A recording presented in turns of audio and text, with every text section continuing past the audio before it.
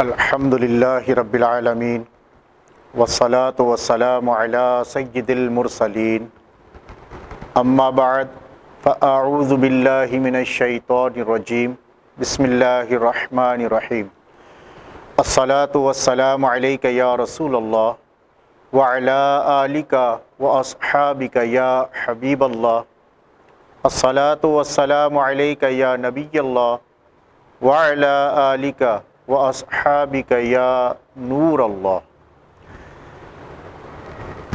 معزز سامعین اکرام، السلام علیکم ورحمۃ اللہ وبرکاتہ۔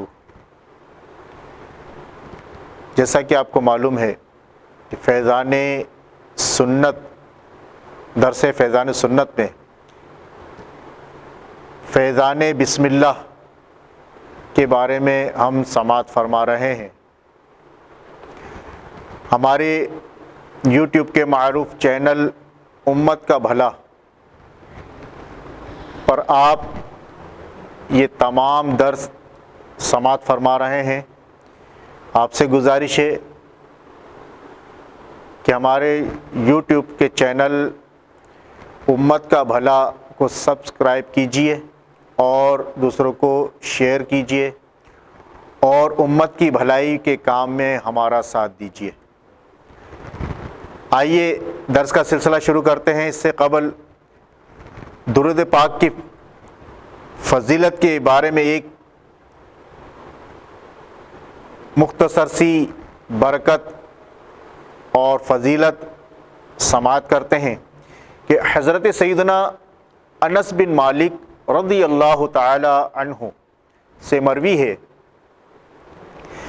کہ محبوب رب العزت محسن انسانیت صلی اللہ تعالی علیہ وآلہ وسلم کا رحمت بنیاد ہے، جس نے مجھ پر ایک مرتبہ درود پاک پڑھا، اللہ عز و جل اس پر 10 رحمتیں نازل فرمائے گا، اس کے 10 گناہ مٹا دے گا۔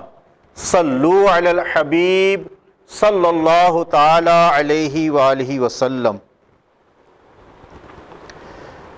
محترم اسلامی بھائیو،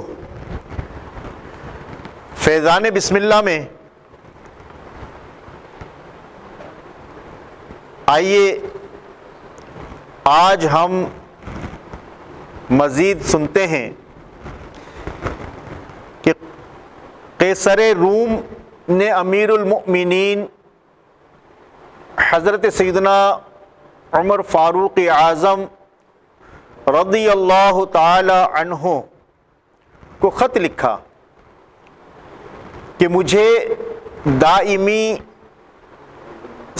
درد سر کی شکایت ہے، دائمی درد سر کی شکایت ہے، اگر آپ کے پاس اس کی دوا ہو تو بھیج دیجئے۔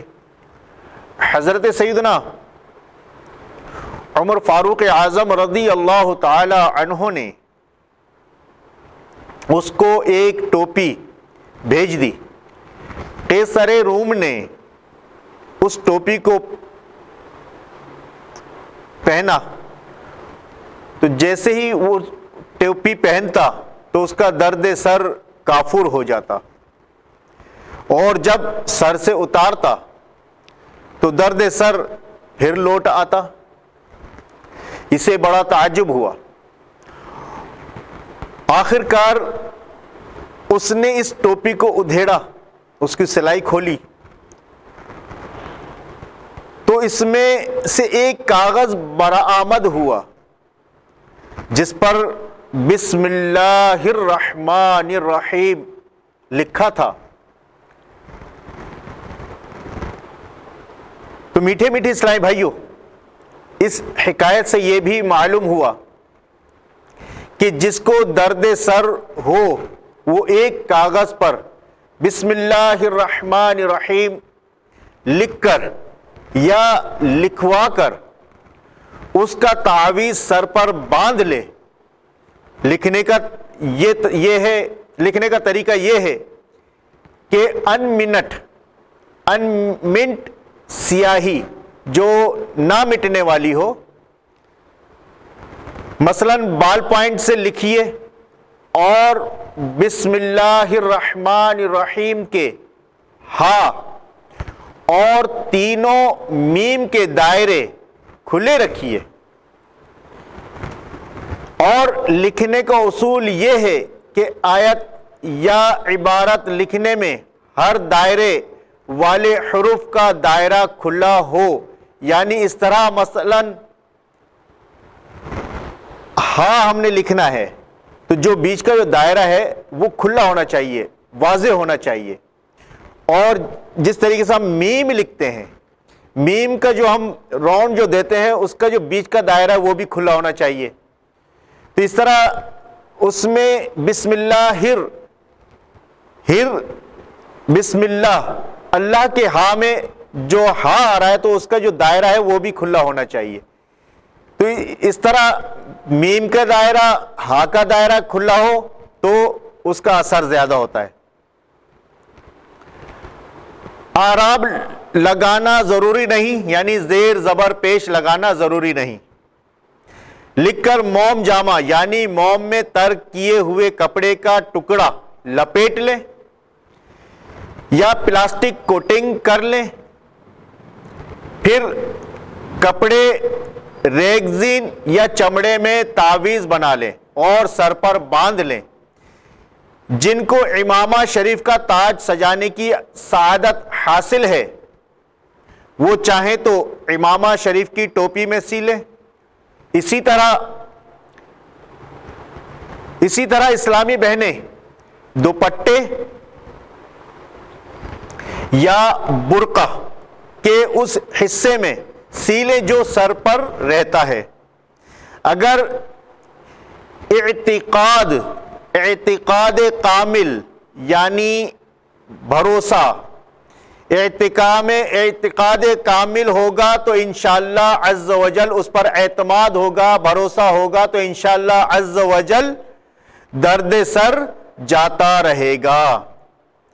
سونے یا چاندی یا کسی بھی دھات کی ڈبیا میں تعویذ پہننا مرد کو جائز نہیں.